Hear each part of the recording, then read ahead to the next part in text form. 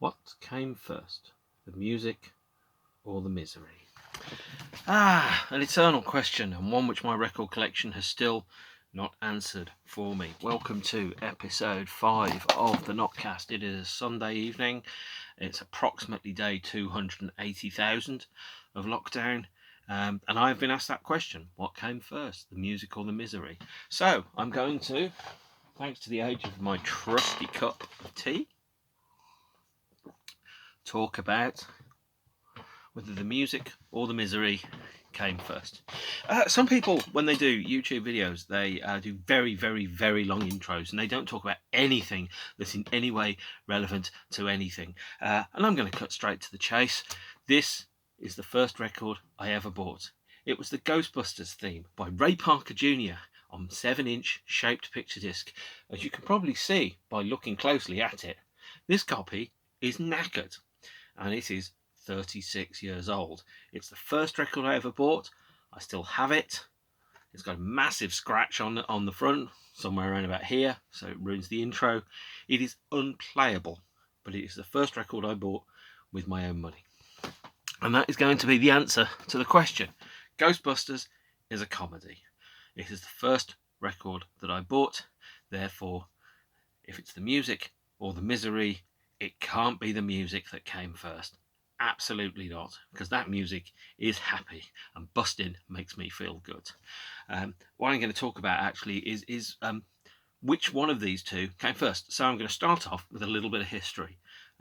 So as you probably know, I was born in the 70s. The number one, the day that I was born, was Slade's Squeeze Me, Please Me, which I've still not heard. And for some reason, nobody ever bought a copy of that 7-inch single. I probably should get it, actually, because I'm a record collector. And one of the things which I'm going to talk about is whether the music or the misery came first. I'll be really blunt about it. It was the misery. My love of music came from wanting to escape from the world in which I lived in. But music wasn't my first love. Movies were my first love. And there were alternate universes that were beamed into my house, into my eyeballs, where the world, on television and on cinema screens, places where the world made sense, where there was a plot to what was going on, where it wasn't just, random chaos interspersed with occasional bouts of dinner and sleeping, where the world had a shape and a structure, and we learnt things as we went along. And if you were lucky, you'd meet somebody and you'd fall in love.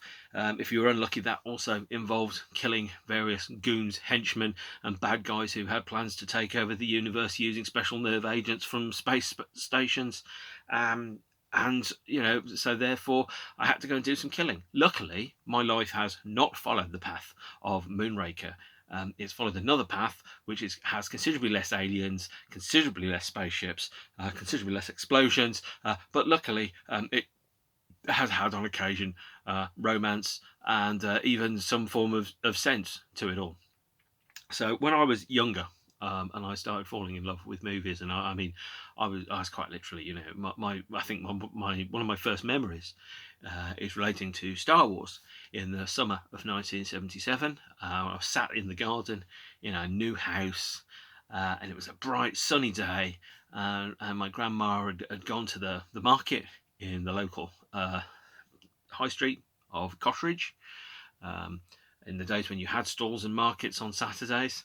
And she had bought a bootleg Star Wars t-shirt, and she had brought it back, and I was so happy I had a Star Wars t-shirt. I was invincible. I felt better than Bon Jovi in 1986 when that happened. I didn't even know Bon Jovi existed. I didn't even know what 1986 was going to look like at that point.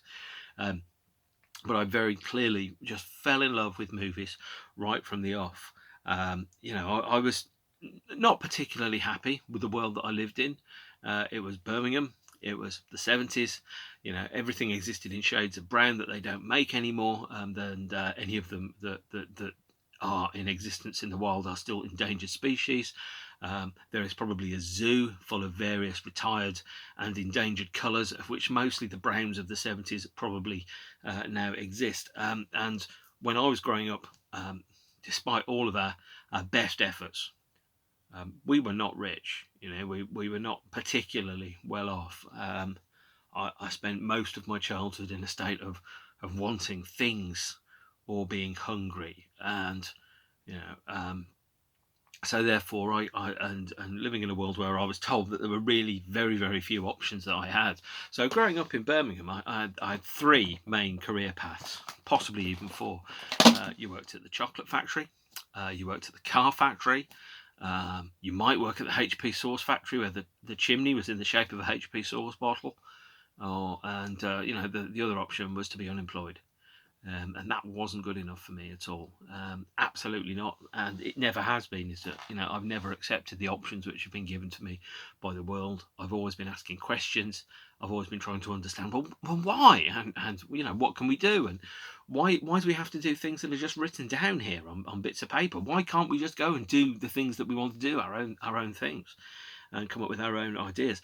So to me, the reality that I lived in, which was a suburban, somewhat deprived in some ways, working to middle class part of the world, it just wasn't good enough for me. The options I was given were very, very bland, very boring, very unquestioning. Around, well, you will go and get a job, and you will meet a girl, not a boy. Oh God, no, not that. Because homophobia was practically in the tap water in the 80s. And I was going to have 2.4 children and a car and a dog. And with all due respect to all of that, I wanted more. And so for me, the misery as such came from the fact that reality didn't meet up with my expectations.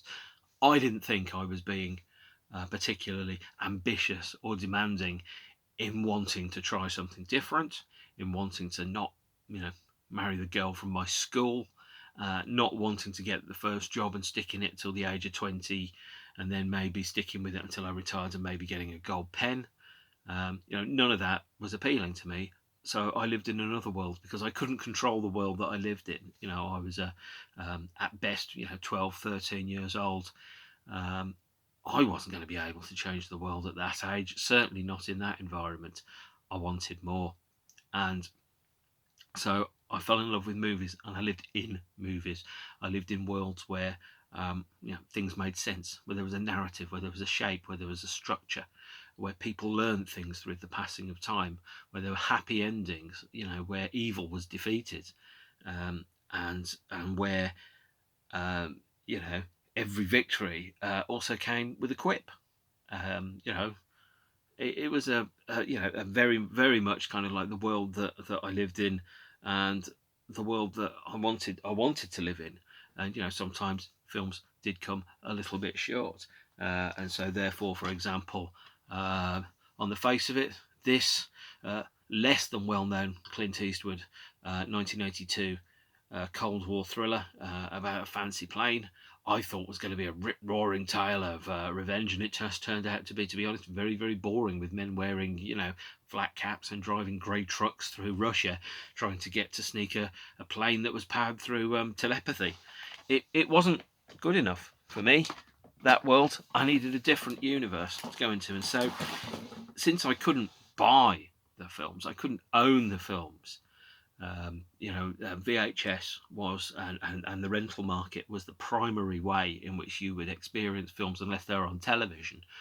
Now, for example, if you wanted to buy a VHS tape of Raiders of the Lost Ark or ABBA, the movie, for example, they cost about £80. The only way you could really get to see the film was to rent it from the local video store. And pay £2 for one night. Hopefully the video store had the film in stock. Often it didn't. And you would then have to go and watch the film and try and memorise and cram as much of it in as possible before you recorded it off ITV onto a VHS tape. Now, that changed with the sell-through releases of VHS tapes. And that started with Raiders of the Lost Ark in about 1982, where you could buy a mass-produced VHS tape version of the film for £10 instead of £80. Changed the world completely. It wiped out video stores. I think there's one remaining Blockbuster in the world now. It has its own Twitter account. But what it did do is that it allowed me access to a world which I'd previously been denied. And since I couldn't access that world, what I would do is I would buy film soundtracks and I'd replay the films in my own mind. So, for example, here's the soundtrack to Star Trek: The Motion Picture, which I believe is by Jerry Goldsmith there. And all the music that you will see in Star Trek: The Next Generation comes from the overture that's in this. I had this on vinyl. I sold the vinyl to buy Iron Maiden records, more of which later. And so I amassed a small record collection of second-hand vinyl that was made out of 7-inch singles, like the theme from Beverly Hills Cop, Axel F. It's made out of soundtrack albums. So, for example, the soundtrack to the film Blue Thunder by I think it's Arthur Rubinstein, which contains a quote which even to this day still sticks with me. In the sleeve notes on the back, written by the film's director, it says, every sound you made was overheard, every movement scrutinized, asleep or awake, working or eating, in the bath or in the bed. No escape. Nothing is your own except the few cubic centimeters inside your skull. This is the world of Blue Thunder. I know that's a quote from Orwell, but the man could see the future. And as Leonard Cohen said, it was murder. Other movie soundtracks which I clung to, or which I enjoyed and opened my eyes, not just Blue Thunder, which was an orchestral piece, but this, which is the soundtrack to Midnight Express, written by Giorgio Moroder. Giorgio Moroder is a German synthesizer guy who's super cool and had a huge role in a song called I Feel Love, which you've probably heard of. Also, on top of that, movie soundtracks by Tangerine Dream. This is the soundtrack to Thief, a band that again created synthesizer soundtracks and completely changed my understanding of what a movie soundtrack could be like. And also John Carpenter. I've got here 2 12-inch picture disc singles of versions of his film soundtracks, primarily Escape from New York and The Fog, both films which I have watched probably more times than anything else on the planet, to be honest, are John Carpenter films. But what those did is they created an understanding for me. I lived in the music inside those films. I was attracted to a sense of drama, of melody, of punctuation, of compulsion around that. So you listen to some of the movie soundtracks. Sometimes they're very basic instrumental tracks that aren't linked to what's happening on the screen. Other times there's ebbs and sweeps and flows, and the tempo of the songs change dramatically. And that's always meant that I've always deeply loved big songs about big subjects with big epic sweeps of music, chord changes and all that type of stuff. And I moved from that into kind of like pop music. So when you had in the 80s, they had a lot of soundtrack albums that had a lot of rock stroke pop songs on, and some of the bands that were in there were ones that I liked the sound of, and I kind of thought, that's quite interesting. I'm going to gravitate towards that, and one of the first bands that I really fell in love with, and this is long before anything really kind of happened in my life. I was still 13, is Pet Shop Boys, and there is a double vinyl edition of the Actually album, which was only sold in America. It comes with a 12-inch single of Always on My Mind. And I have to explain to you very clearly why music is so important to me. I was lost and confused, and I didn't understand how the world worked, and I didn't understand how all the bits fit together until I heard music. And music kind of gave me a language and a tool that I was able to decode the confusing reality that I was living in. Helped me understand the frankly substandard existence that I absolutely did not enjoy at all, because I had no control, I had no influence, I had no agency as a 13-year-old. And I felt very much trapped in a world that was not of my own making at that time, and music made it more palatable. It gave me the hope that things could be different. It showed me a path through, reality, to a world where there was promise and there was hope, and where things were better and you could dance to it. Although the next record I'm going to show probably has very little dancing in it. So the misery came first. I wasn't happy with the world that I was living in. I wasn't happy with the people that were around me. I was a victim of geography. The only thing I shared with the vast majority of people at my school was that I was a victim of geography. I was born in the same year and in the same postcodes. That was it. I had very little in common with a lot of the kids in my school. And sometimes I really felt like I was an alien, or something different, that was an undercover agent hoping not to be detected by enemy forces, as I was trying to move through a world that I found confusing and lacking in any kind of common sense or coherence or compassion. Now the 80s was a time of Thatcher. It was a time of the Conservative government. I thought they were a cruel government, and I thought that, frankly, that mankind deserved better than the treatment that it was getting. I thought, really? People are voting for them? They seemed cruel to me. And so I really didn't like the world that I was living in. And one of the records, which is very, very important to me, is Disintegration by The Cure. This is the 1990 picture disc edition. It's gorgeous. It doesn't sound as good as it looks, because it's a 30-year-old picture disc that I played a lot as a child. Very, very important record to me. Now, you could argue which came first, the music or the misery, and bearing in mind that the album is called Disintegration, and it is to put technically, miserable as fuck. That the music was making me miserable. Absolutely not. This record was a comfort to me when I was growing up, when I was trying to understand the world and my place in the world and how I related to other human beings and how the world made sense. It was an incredible source of comfort. Firstly, because that record is gloomy as hell, and if grown adults felt like that, then I felt that there was a sense of companionship, a sense of community. I wasn't the only person who felt the way that I felt. I wasn't alone in the world. Other people felt just as miserable as this. I certainly wasn't enjoying the fact that other people were just as miserable as I was at that point.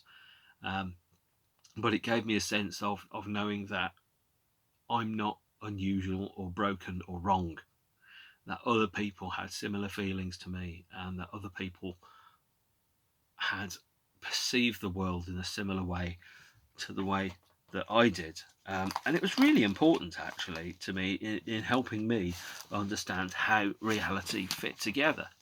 And certainly sometimes I listened to that and I felt I could never be as miserable as that.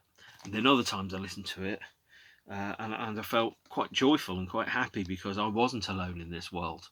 And even though Robert Smith and the Cure are people that I will probably never meet, never get to know, that the feelings which I had about the world were certainly not unique or alone. And this is the only version of Disintegration that I had on CD until it was reissued in 2010. So this is the version I listened to. This is this here is a French Cure box set. It is called Assemblage. It was produced in 1991. There are 2,500 copies of it. It has a lovely little spin wheel on there, so you can rotate and see the band's logo in slightly different colours. And it opens up and it contains a French language booklet, which I've never read, and copies of the then 12 albums in the band's discography. So this here, when I bought this from a record stall for £25 in 1991, was the first time that I actually heard the studio recordings of a couple of the songs that are on the album. I only heard them through the On Treat live album and through the B-sides. So the songs, I think, Last Dance and Homesick were not on the original single disc vinyl version of Disintegration. So to me, when people talk about that album having those songs on it, it feels a little wrong to me, to be honest. Probably worth a lot more than £25 now, but frankly, it's my copy. It's been loved. It's been beaten up to the world and back, and that made a huge difference to me when I was younger. Another album which had a huge impact upon me is this one here, 9 Inch Nails, Pretty Hate Machine. So this is the I think it's the 2010, I think, vinyl repressing of it. I showed you a copy of this earlier, which was on CD, which I imported from Way Ahead Records in the Bullring in 1989. At the time this record became incredibly important to me, I'd gone through a frankly absolutely terrible breakup, life-changingly bad, and not to go into too much detail about that, but there was an awful lot of people that were lying to me. There were an awful lot of people that treated me very selfishly and without any consideration, as if I was an object to be discarded and thrown away. And I really struggled with that. That first relationship was, even before we split up, it was not one of the best ones I would ever have, and I knew that at the time. But what I also knew is that I deserved to be treated better than the way that I'd been treated by other people. This record here really helped me focus the anger I had at the way in which I'd been treated, and direct that anger into something positive. So I took the energy and I kind of turned it into, well, turning my life around and changing how my life was constructed, and how I lived my life, and who I was. And this album by Pill here, it's not the original copy I had in 1989, because the original copy I had was on cassette, and that cassette snapped. I also bought it on CD. I bought a box set of it. I managed to find a vinyl copy a few years ago. This album has the song Rise on it, that says anger is an energy, and at that point, all around in my head, whilst I was an 18-year-old boy, and I'd been heartbroken by somebody that had lied to me and cheated me, and not in the in a cruel and deceptive, almost vicious way where they almost enjoyed what they'd done. It helped me turn my justifiable and anger at the world, bearing in mind that I already thought that reality was less than amazing, and I strove to turn that into making a difference and changing my world, my life, and making my world and my life the best place it could be. And the best place for many years that my life was at was inside the grooves of a record. This is Technique by New Order. This is the Factory Records edition from 1989. I also have here a white label test pressing of the album that was played by a DJ in Manchester. It's not the not the finished version that came out. There's a slightly difference in the mastering of it. But this record, Technique, the Pet Shop Boys albums I showed you earlier, the Giorgio Moroder stuff, Depeche Mode, these were bands that showed me that okay, so life was light and it was dark, but it could also have a fantastic soundtrack. You could have synthesizers that were going 10 to the dozen. It sounded like a disco. And there's I've always been attracted to fast, joyful songs with lots and lots of drama, choruses, bleeps and bloops and all that type of stuff. And when my life was awful and I had very little to look forward to, what I knew was somehow somebody had managed to capture the sound of joy and elation. And this is 101 by Depeche Mode. It's their live double album recorded in 1988 at the Pasadena Rose Bowl. What I heard there was actually miserable songs that were played to people that were having the time of their lives. None of the songs on here are anywhere near as happy as many of the ones which would be in the charts. You know, people go, why would you listen to miserable music? And I was like, well, actually, it's comforting. It makes me feel less alone. It helps me understand and decode the emotions that I'm experiencing and how I'm going through life. And at the same time, 72,000 people are dancing their socks off on a boiling night in California whilst this album was recorded. So, you know, if I felt the way that those people felt in that crowd on that night, experiencing emotions, joy, anger, sadness, all of them. And if you've seen the film of 101, there's a video from Blasphemous Rumours where there's a girl just crying her eyes out. But at the same point, you know, that music is healing her. She's gone through some experiences. That song has been there for her when everyone else had gone away. And somehow, you know, she had made it through whatever it was that she had made it through to, whatever she'd had to experience in the way that I had to experience a lot of bad shit, and made it to the point where you could stand in the same room as that band and they played that song that changed or saved your life right in front of your eyes. And so, you know, the records were not just records. They were transmissions to me from an alternate universe where things made more sense, where there was hope, and where I could be happier. And so, you know, if I had the choice, I'd have bought every record in the world, and by the look of it behind me, very possibly I have. You know, and it's not just bands like Pet Shop Boys and all that type of stuff. Metal was incredibly important to me. This is Seventh Son of a Seventh Son. It is the best Iron Maiden album, and I will fight you on any hill if you want to differ with me, because you are wrong and I am right. This is an album that I came to when I was 18 years old. I remember the singles from this album. I think The Evil That Men Do came out on the same day that Pet Shop Boys' Domino Dancing came out, and my brother bought Domino Dancing for me, and The Evil That Men Do on picture disc for himself, at which point the guy that served him behind the counter at the Virgin Megastore passed comment that was an unusual combination of purchases. But it's a big world, and it would be boring if we were all the same. And if we were all the same, we would all like the same stuff, and I don't want that at all. What I want to do is to have a wide and diverse world where everyone's different, and you know, everyone's cared and looked after and hugged.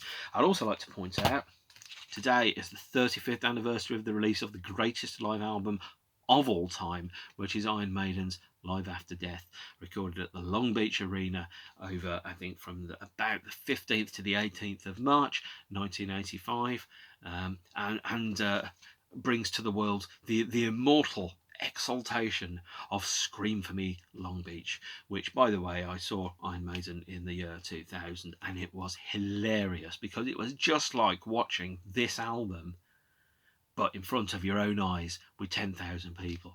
I honestly, I never thought I'd get to experience that. This copy is beat up. It has been played a lot. It has been loved a lot, like all the best records are. If you go through my record collection and there's stuff that's not in mint condition, well, frankly, I loved it. And that's what music's there for. These are just merely artifacts. They're not, you know, precious objects to be fetishized. But they're you know, tools which helped us survive through the world. And you know, one of the other things that I think was really important was this album here, which is Hup by the Wonder Stuff, came out in 1989. Now, I think the majority of people outside of the UK would probably not have heard of this band. What was really, really important to me, and before I even knew that they were relatively local, was that it was a combination of pretty much everything that I ever loved all in one place. So there was pop, there was rock, there was, you know, fiddle music in there, there was all the things, but you know, the really strange and unusual things. I can't even explain why I love this album so much. There are songs on there that had life experiences in them that only now, 30 years later, I'm really starting to grasp, you know, what those songs are like. So songs like Cartoon Boyfriend, Unfaithful, you know, Golden Green. These are all songs which really helped me understand the world around me, you know, and to make the world a better place. And one of the other albums, which was really, really formative to me, it could have been this one, Pop Will Eat Itself's Cure for Sanity. It could have been Pop Will Eat Itself's This Is the Day, This Is the Hour, This Is This. albums which, I mean, to me, Pop Believed Itself are better, more important, had a more revolutionary effect upon me and many, many people in Britain than the Beastie Boys. You know, everyone says the Beastie Boys are fantastic. Well, frankly, if Pop Believed Itself had come from Los Angeles and were into kung fu movies, you know, that's what the Beastie Boys were. And this band are sadly underrated in the annals of history. This is a signed copy, which I bought around about 1990. Listened to it to death. Met the band in 1992, got them to sign it. Saw them, danced my head off. It was an incredible gig. It really was. Well, the strange and unusual thing actually is that, you know, both this band and this one here, the Wonder Stuff, and another one I'm just going to quickly bring out from here, which is, you know, Ned's Atomic Dustbin. They were relatively local. You know, these people were not strangers necessarily. You know, there were people that I would see at gigs. There were people I'd see in record shops. The people in these bands that were on top of the pops or on the front cover of the NME. And what was really, really important to me is that, you know, that was real. And it gave me also some hope about the world, because certainly when you're living in somewhere like Birmingham or maybe Liverpool or Sheffield, for example, you know, we're used to a world, certainly when I was younger, that was dominated by American-led culture. You know, it was really interesting to see. There's a film called Sightseers, which is a serial killer movie that's set in Nottingham, for example. And I love that film dearly. One of the reasons is nothing to do with how good the film is. It's to do with the fact that I have been in houses like the houses that are in that film. You never see, you know, British houses in films like that at all. And certainly when I was experiencing, you know, a lot of very popular culture that came from America, things like, you know, The Matrix, for example. I've walked down those streets in Chicago and you end up just going, I'm walking in a movie set. Or, you know, going to London, for example, for lots of films, you end up going, that's not right. That should be down there, because in The Long Good Friday, they drive down that road and then they take that alley and then they're over there, and that doesn't make sense. So, you know, films totally lied to us. But certainly, you know, having the Wonder Stuff and Pop Believed Itself coming from somewhere that was relatively local to me, they came more from Stourbridge than from Birmingham, and being able to see them at record shops, seeing them at gigs, you know, seeing them in pubs, even if you weren't talking to them, it was like, those guys have been on top of the pops. Those guys have made records. You know, it was really inspiring, actually, to think that, you know, the world wasn't just something that happened somewhere else. So I've kind of meandered around all of the things which I'm answering a question which you never asked, which of course is which came first, the music or the misery. The short answer to that is, although it's taken me half an hour to get there, is the misery came first. You know, I struggled with the world that I grew up in. I thought that the reality that I existed in was very definitely not good enough. I wanted more from reality, and I wanted to live in a different world. I wanted to live in a better world. I wanted to live in one where the world made sense, and luckily through, you know, films, I was able to do that. So the music came after the misery. The music was able to take the edge off the misery. It was able to comfort me. It was able to help me make sense of situations that I couldn't make sense of, or that I didn't have the maturity or the life experience to make sense of. And, you know, the music has been a friend all through my life, and I think it will continue to do so for the rest of it. You know, long may that continue. It's changed me, and it's made me a better person. It's made me take good care of myself and other people, you know, and be a better person than someone nearer to who I wanted to be. Sometimes it's taken me a while to get there. But you know, as I think Lemmy once said, is that, you know, there's no, what does it say? If you learn from your mistakes, then I'm the smartest guy in the world. I don't quite feel like that, but, you know, we've all changed and evolved over time. I'm going to wrap up here, I think. I'm kind of talking myself into a corner, and I'm not quite sure what's in that corner, so I'm going to stop before it gets too sticky. Thanks for watching. Again, if you've got any questions, if you've got any topics that you'd like me to discuss, anything that you'd be interested in, put a comment in there, tag me in Twitter, let me know. I'd like to thank Snuffy for the question about what came first, the music or the misery, and also obviously for anyone that's in any way kind of interested in this. Hopefully it's not too boring. Also, I'd like to point out that today's t-shirt, all the t-shirts by the way that I wear during these are thematically correct, so they're chosen to have some relation to the subject matter which I'm talking about. This is the oldest band t-shirt that I have, although this isn't the one that I bought at the gig. This is a Depeche Mode World Violation 1990 World Tour t-shirt for the European leg. It was sold for £10 on the tour. I bought one, I sold it in 2004 for something like £90. I bought a copy back last year for £22.90, and maybe this is the exact same one, I don't know, but this is a t-shirt from the first tour, the first time I went to see a band, and I remember I was up in the NEC and I was standing at the back, I think block 11 H230 or something, all the way back there up at the top, or not almost at the point where you could reach out and touch not touch Faith but touch the ceiling, or certainly not reach out and touch Dave.